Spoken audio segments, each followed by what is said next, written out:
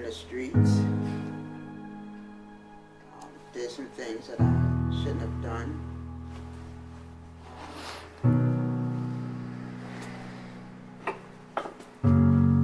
Was in different places that I shouldn't have been in. I wasn't always saved. I didn't always knew the Lord. I knew God, but I didn't know the Son. Didn't have a relationship with the Son. I went to church when I was a young girl, but when I got grown enough, when I thought I was grown enough, I strayed away from the church and did some things and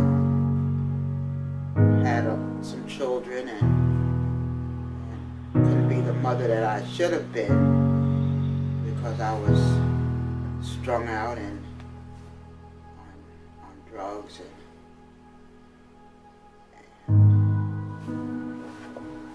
I got through it.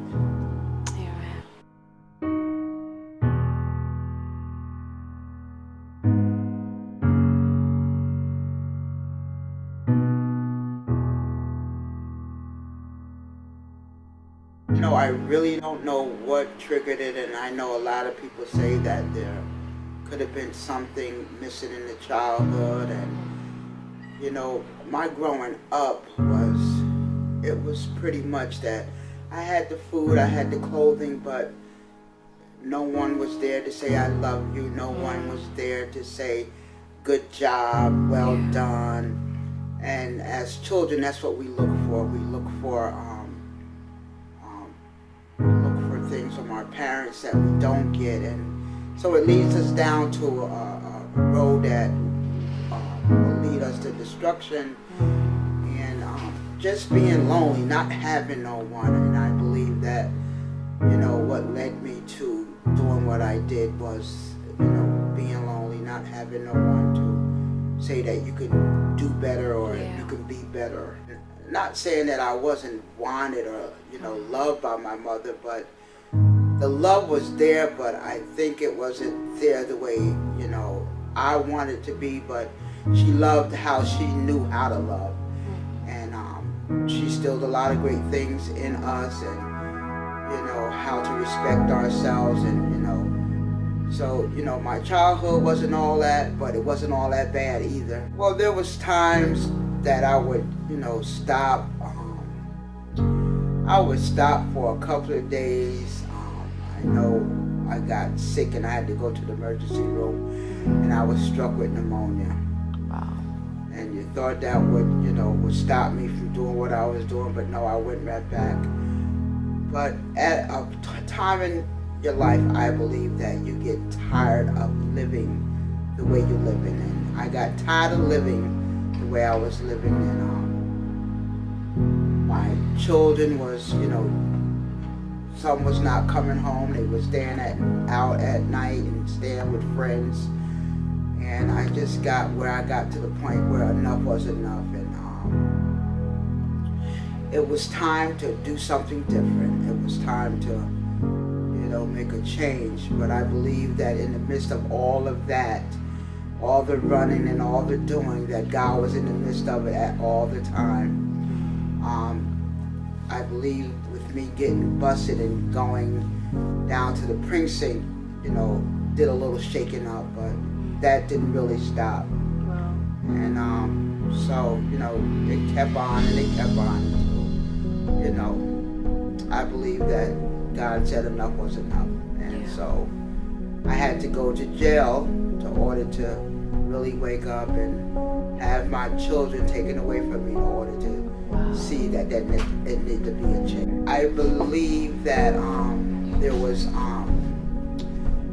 was two women that came to visit me. Well, they came to visit the women that was incarcerated, and the two ladies was Dana and Pat. They came to do Bible study, and at that time this was 1995. At the time, you could either go to law library or you could go to Bible study. So I decided to go to Bible study, and all the other women went to law library. So when I look back at this, I see the hand of God in the midst of it, because the two young ladies had me to themselves. And I believe that's what God wanted me to be, in a place where there was no distraction. So they began to ask me how I ended up here. And I began to tell them the story. And these two women had so much compassion, so much understanding. And the thing about it is, they did not judge me. They did not look, down on me. They just opened their arms up to me. And that's when I accepted the Lord in my life. And after they gave me scriptures and told me to read the Bible, and I just kept the Bible to my side. And being in there, God started speaking to me. And God began to tell me how He was going to release me. And how He was going to, allow the doors of the prison cells to be open.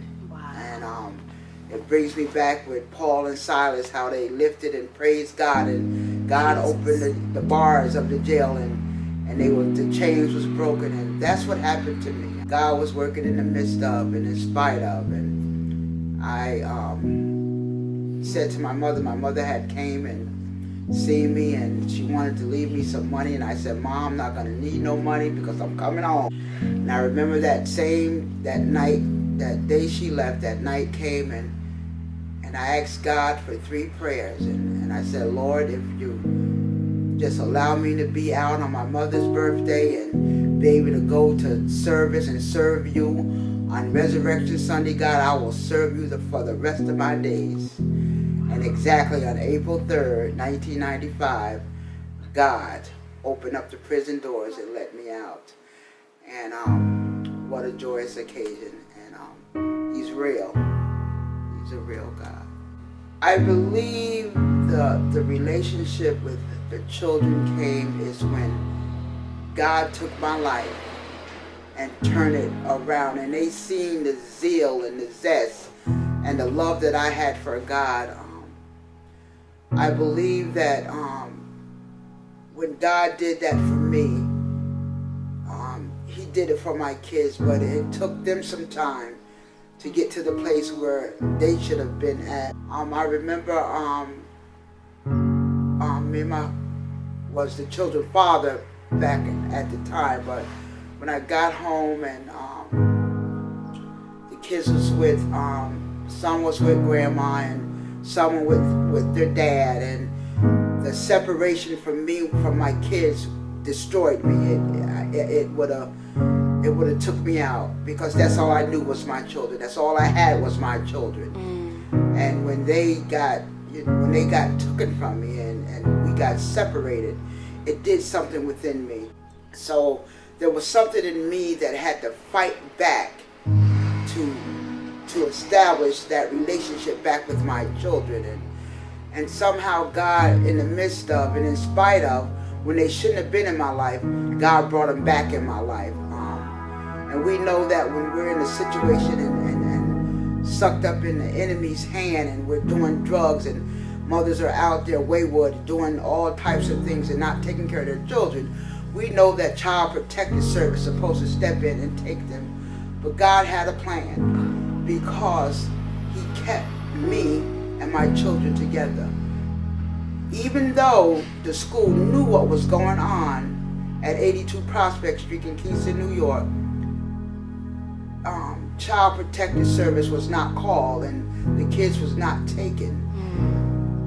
And I believe God knows what He's doing, and He has a plan for our lives. And if we would just step back and just, hear the voice of God, God will work it out. And that's what He did for me. He worked it out. I believe love can do it. The Word of God say love covers a multitude of sin. And I believe if we just show love and if we can just express our love to individuals and to our family members and to our loved ones, God will work it out, and He will restore us and He will bring us back together. And now, I thank God that I'm married, got a home, the minister of the gospel. Now God has given us a vineyard where we're here at a church in South Fallsburg.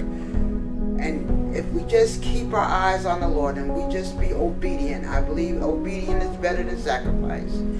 We just keep our hands in God's hands. And I say to all mothers, there is a way out, and that way out is Jesus. And if we call on the name of the Lord, He will answer us, and He will show us great and mighty things that we know if not.